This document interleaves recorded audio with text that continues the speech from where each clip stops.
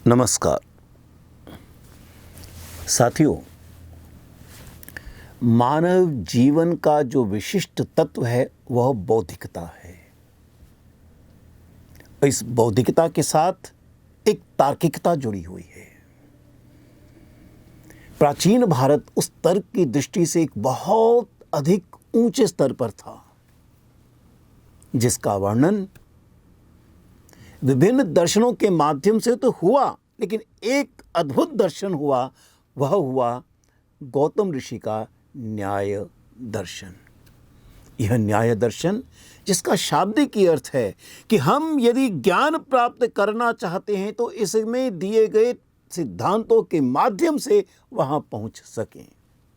आज के युग में जिसे हम वैज्ञानिक पद्धति कहते हैं, मूलतः यह न्याय दर्शन उस वैज्ञानिक पद्धति का ही आधार है। हम जानते हैं, प्रामाणिकता किसी भी वैज्ञानिक पद्धति का आधारभूत अंग है और न्याय दर्शन के पहले सूत्र का पहला शब्द ही, पद ही प्रमाण है। प्रमाण, प्रमेय, संशय, प्रयोजन आदि 16 तत्वों के पश्चात अंत में कहता है निःश्रेयसाधिगमा। अधिगम अर्थात सीखना। अगर हम सीखना चाहते हैं तो 3 तत्व, उसमें 3 धाराएं बहती हैं। चीजों को जाने, तथ्यों को जाने, जानने के लिए भिन्न प्रकार के तर्क आदि की सहायता लें। उसके बाद भी कई प्रकार की शंकाएं हमारे मन में रहती हैं, उन्हें दूर करने के लिए भी भिन्न प्रकार के उपायों का हमारे समक्ष प्रदर्शन हो सके।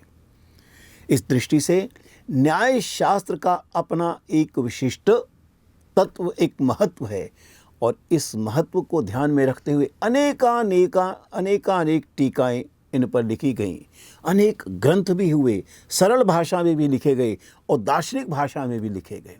तर्क संग्रह हमारे समक्ष है तो तर्क भाषा भी हमारे समक्ष है। संपूर्ण सीखने की शैलियां इसमें निहित हैं।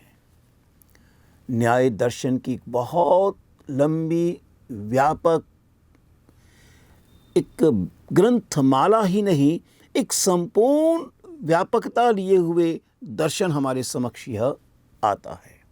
परंतु संपूर्ण व्याप्त श्रृंखला का आधार गौतम ऋषि के न्याय दर्शन से संबद्ध न्याय के सूत्र हैं।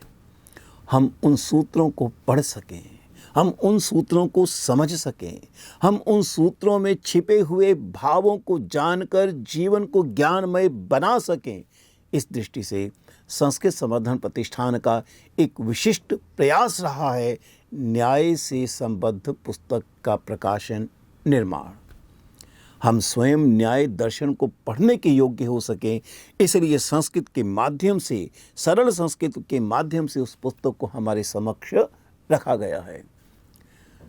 सूत्र इसमें हैं, पदच्छेद इसमें हैं, प्रत्येक पद का व्याकरणात्मक रूप और भाव इसमें है, अन्वयात्मकता इसमें है और तात्पर्य भी इसमें दिया गया है।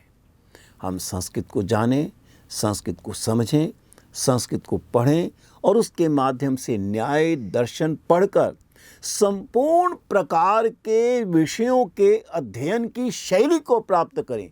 बहुत ही सुंदर रूप में चाणक्य ने इसे आन्वीक्षिकी के रूप में लिया है। हम एक गहराई के साथ इसके माध्यम से किसी भी विषय का अध्ययन कर सकते हैं। तो आइए हम न्याय दर्शन को स्वयं पढ़ने के योग्य हो सके, इसके लिए एतदर्थ संस्कृत संवर्धन प्रतिष्ठान के न्याय से संबद्ध पाठ्यक्रम को पढ़कर, ऑनलाइन से जुड़कर हम जीवन को तर्कमय बनाएं, जीवन को एक ऐसा रूप दे सकें कि वो चिंतन एक व्यवस्थित चिंतन का रूप ले सके। व्यवस्थित चिंतन से क्या अभिप्राय है, व्यवस्थित चिंतन के क्या क्या अंग हैं, क्या क्या अंश हैं, ये सभी तत्व इस पुस्तक के अंतर्गत हैं। आइए हम इस पाठ्यक्रम से जुड़कर जीवन को समझने के लिए, एक व्यवस्थित प्रक्रिया को अपनाने के लिए हम एक वैज्ञानिक पद्धति का अनुगामी बने, न्याय से संबद्ध इस ऑनलाइन पाठ्यक्रम से जुड़ें। धन्यवाद।